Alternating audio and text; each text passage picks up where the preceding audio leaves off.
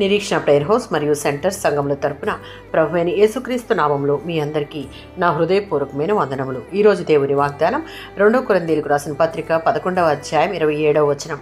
తరచుగా ఉపవాసములతో ఉంటిని. ఈ వచనం అపోస్తలుడైన పౌలు తన అపోస్తలుల సేవ గురించి ఇచ్చినటువంటి సాక్ష్యంలో ఒక భాగం.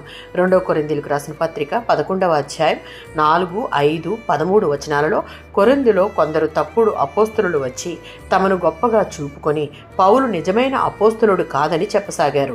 దీనికి సమాధానంగా పౌలు తనకు క్రీస్తు సేవలో ఎదురైన అనేక శ్రమలు, కష్టాలు, పరీక్షలు ఈ అధ్యాయంలో వివరించాడు. ఆయన నిజమైన అపోస్తలుడని నిరూపించేది అధికారము కాదు, సంపద కాదు, కానీ క్రీస్తు నిమిత్తమై అనుభవించిన శ్రమలు అని చూపించసాగాడు. 27వ వచనంలో పౌలు అనుభవించిన శ్రమలు, కష్టాలు, నిద్రలేని రాత్రులు, ఆకలి, దప్పిక, ఆహారలేమి వలన తరచుగా ఉపవాసాలు ఉండుట, దుస్తులలేమి మొదలగు పరిస్థితుల గుండా ప్రయాణించినప్పటికీ స్థిర విశ్వాసంతో క్రీస్తు నిమిత్తమై తాను చేసిన త్యాగముగా దాన్ని చెప్పుకున్నాడు. పౌలు గారి అనుభవాల నుంచి మనం నేర్చుకోదగినవి ఏంటి అంటే, అపోస్తల కార్యాలు 14:22లో ఉన్నట్లు క్రీస్తు సేవలో కష్టాలు సహజం. పౌలులాగా ప్రతి క్రైస్తవ విశ్వాసి కష్టాలను ఎదుర్కొనుటకు సిద్ధపడాలి. దానికి 2 కొరింథీయులకు రాసిన పత్రిక 4:5లో ఉన్నట్లుగా దేవుని కొరకు నిజమైన సేవ చేయడంలో స్వార్థ స్వభావం ఉండకూడదు కూడా.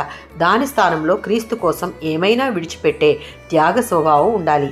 ఆ త్యాగం దేవుని కొరకు ఏదైనా చెయ్యాలి అన్న పట్టుదలను కలిగిస్తుంది.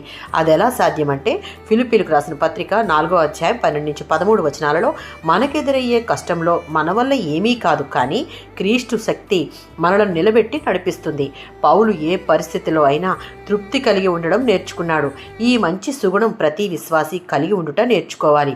పౌలు చూపిన మాదిరిగా విశ్వాస జీవితం కొనసాగిస్తే ప్రతి పరిస్థితిలోనూ క్రీస్తు శక్తి మనకు బలాన్నిస్తుందని నమ్మాలి. ఆమేన్.